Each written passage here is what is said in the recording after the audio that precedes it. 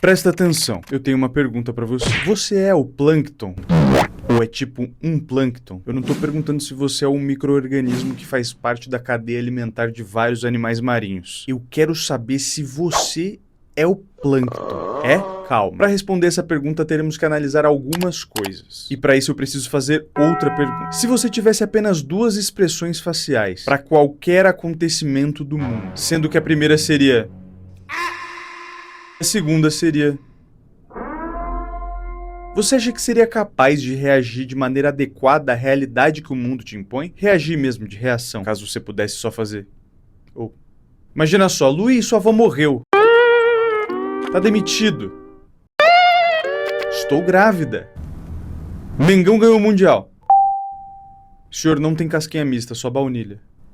Percebo que a minha demissão, a falta de casquinha mista no quiosque do McDonald's do Shopping Bourbon e o falecimento da minha avó geram a mesma reação em mim, quando eu tenho essa limitação de duas reações. Mas voltando, e aí? Você acha que seria capaz de reagir ao mundo só com isso? E eu creio que você já saiba a resposta. Eu espero muito que a resposta seja não. Mas responder o porquê desse não é o que talvez traga a resposta daquela nossa primeira pergunta. E para responder o porquê desse não, precisamos utilizar o objeto de nossa análise. Você...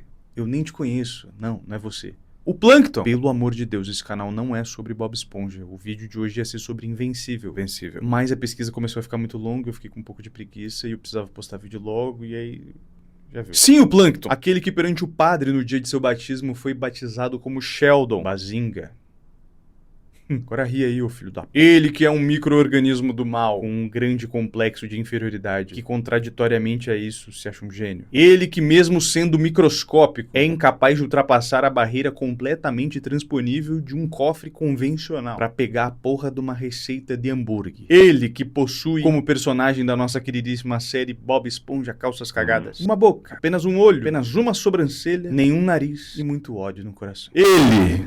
já entendeu, né? Quem é? Se tiver na dúvida, thumb e título do vídeo estão aí pra isso. Eu, dentro de todo o meu conhecimento vasto, mais ou menos, da vida, suspeito que o Plâncton, justamente por ter esse design que eu descrevi, um olhinho, uma sobrancelhinha, uma boquinha gostosa, tem também um repertório muito limitado de expressões faciais. E o que isso tem a ver com você ser ou não Plâncton? A limitação dele, em ter várias expressões faciais, impede ele de comunicar corretamente o sentimento que ele tá sentindo. E isso faz dele uma pessoa miserável. Se liga, se eu te mostrar lado a lado aqui duas imagens que eu fiz inspiradas num post de Instagram que eu acabei não salvando, esqueci, não me crucifiquem, se você for dono do post, manda aí, te dou os créditos. Essas duas imagens comparando os olhos do Plâncton, de quando ele tá bravo e de quando ele tá bravo, mas com os olhos duplicados. Eu consigo demonstrar com mais clareza essa afirmação que eu disse de que o repertório dele é muito diminuto. Percebam que, caso o Plâncton tivesse dois olhos, aquela expressão facial original seria completamente diferente. Na esquerda ele só tá bravo, como sempre, e na direita tem um sentimento mais complexo ali. Então com essas duas imagens, lado a lado, eu consigo comparar, consigo te mostrar como ele realmente tem uma limitação de expressividade facial. Na minha percepção, esses olhos da direita estão transmitindo um sentimento de aflição, incerteza, ansiedade, enquanto os da esquerda estão só putos da vida. Agora, você acha que em algum episódio de Bob Esponja, onde o design original do Plâncton é utilizado, ele em algum momento teve ou exprimiu o sentimento de ansiedade, incerteza, tensão, aflição? E a resposta é: eu acho que não. Não consigo ter certeza, Bob Esponja é muito longo, eu vi muito ao longo da minha vida, mas eu tenho certeza quase que eles têm pelo menos mais de 15 episódios, que é muita coisa pra revisar.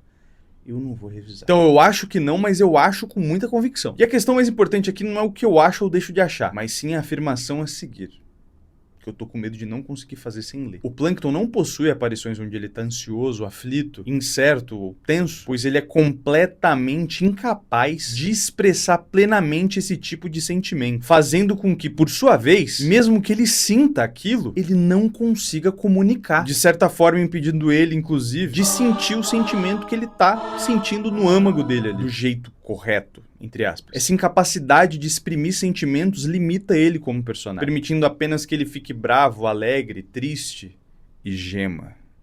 Gema muito.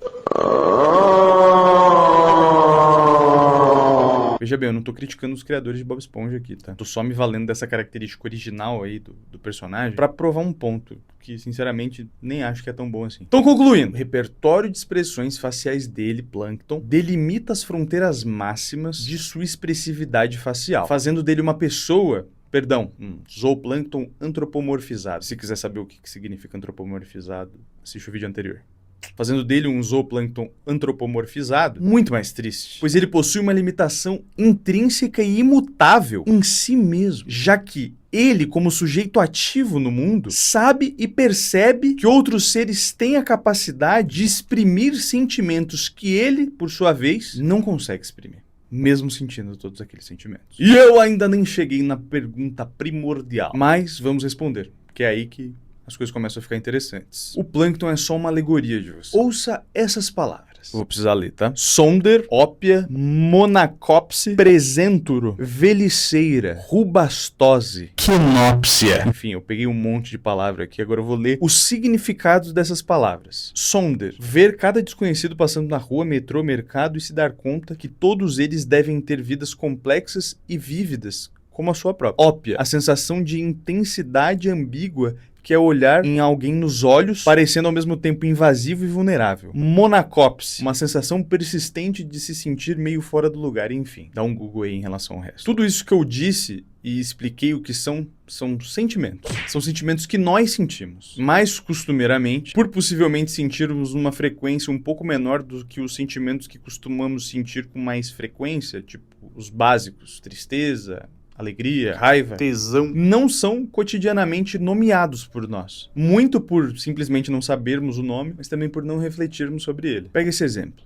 Pensa na dor, como se ela fosse um sentimento. Só que por alguma razão, você não sabe o nome dessa sensação, que pro nosso exemplo é um sentimento, chamado dor. No nosso exemplo, você se machucou feio, caiu de moto e se ralou. Você chega no hospital e os funcionários de lá perguntam o que você está sentindo. E você não consegue explicar muito bem. É um sentimento incisivo e incômodo na pele, parecido com uma ardência, mas não um ardor de queimadura, e sim como se fosse um dilaceramento. Como se alguém tivesse cortado uma carne e você fosse aquela carne cortada. E você tivesse sentindo esse corte. Como que é o nome disso? E o enfermeiro pacientemente diz: amigo, sua perna tá parecendo um parmesão ralado. Tá sentindo dor. O nome disso é dor. Imagina o alívio. Você não precisa mais ficar aflito, gastando energia pensando no que é aquilo, descrevendo aquela sensação estranha e horrível. É isso. Aquilo é dor. Você tá sentindo dor. Você pode até ter sentido vários daqueles sentimentos que eu descrevi. Assim como o plâncton também deve ter sentido, mas não soube exprimir com expressões faciais adequadamente. E você não soube nomear os sentimentos. Isso faz com que você sinta menos esses sentimentos? Não. Mas se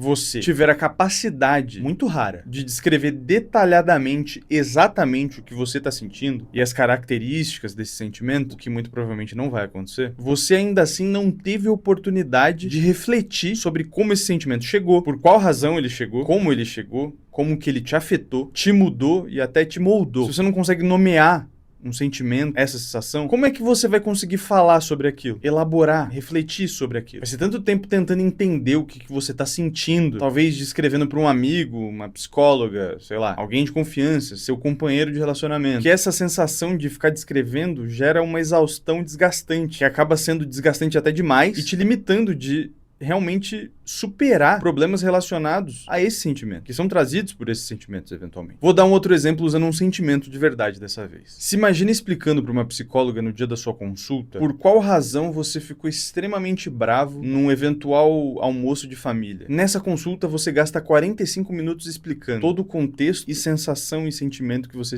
sentiu. E o contexto é: você tinha uma notícia muito boa pra dar pros seus pais, mas a sua mãe, ou o seu irmão, ou sei lá, qualquer parente, não importa, começa a te atropelar enquanto você tá contando essa notícia boa. Ele acaba falando sobre uma coisa parecida que aconteceu com um amigo, aí as outras pessoas na mesa respondem, acabam mudando de assunto, e a conversa segue meio que com todo mundo te ignorando. E você, muito limitado emocionalmente, explode com todo mundo ali. Você se levanta da cadeira e sai da mesa. Um momento bom, com pessoas que você geralmente gosta, acaba sendo arruinado por uma situação tensa como essa. Você tá extremamente bravo com aquela situação. Ela te frustra muito e você não sabe muito bem por quê, ao mesmo tempo que você sabe parcialmente o porquê. É um sentimento justo, mas muito mal pensado e refletido. E aí, depois de ouvir tudo isso, a sua psicóloga te diz: é uma sensação de estar numa conversa onde todos estão falando ao mesmo tempo e ninguém tá se ouvindo, né? E seu mundo meio que se clareia naquele momento. Aquela nuvem negra na sua cabeça se dissipa e você agora tem uma forma de descrever aquele sentimento. Inclusive, esse sentimento que eu descrevi é real e tem um nome horrível que chama Anabosh. Não sei quem teve essa ideia, péssimo nome, mas tem nome. E aí você percebe que aquela raiva misturada com frustração tem nome, tem sobrenome, tem descrição, ela consegue ser lida por um terceiro, consegue ser interpretada. Você começa a ter a possibilidade de lidar com isso até, inclusive, com mais fluidez, mais leveza, de um jeito menos desgastante, e até se ler com uma certa antecedência, percebendo que aquele sentimento tá vindo numa situação semelhante de, no futuro, almoço familiar, encontro de amigos, você acaba tendo a possibilidade de se autorregular, ou seja, as coisas melhoram quando você acaba tendo um melhor repertório emocional. Se você tiver um repertório emocional limitado, você vai ser igual ao nosso querido personagem que tem um repertório de expressões faciais limitado. O Plankton vê todo mundo em volta dele, exprimindo sentimentos complexos, e mesmo que ele sinta exatamente a mesma coisa que aquelas pessoas, ele nunca vai conseguir comunicar exatamente aquilo que as outras pessoas estão sentindo da mesma forma que elas estão sentindo. Pelo menos não logo de cara. Ele tendo só, por exemplo, a capacidade de expressar raiva,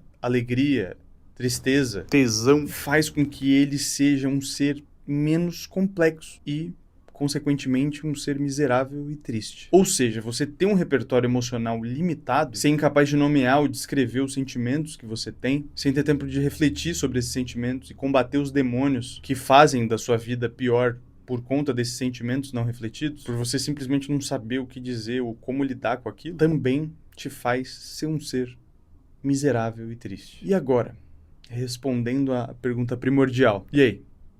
Você é o Plankton?